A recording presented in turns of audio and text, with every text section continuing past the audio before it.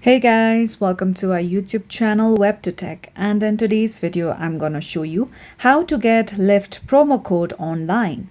So in order to do so, go to any search engine or web browser and then simply search for Lyft promo codes.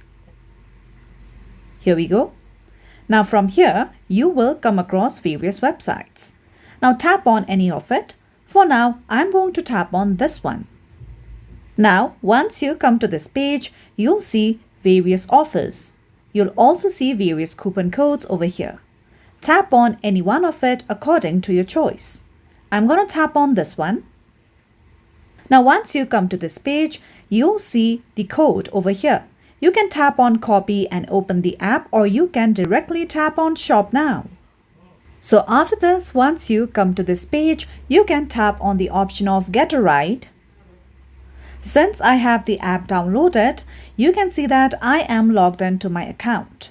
So when you are booking a ride, you can simply use that promo code in order to get the benefits of it. If that is not working, you can simply go back and then you can choose other various coupon codes.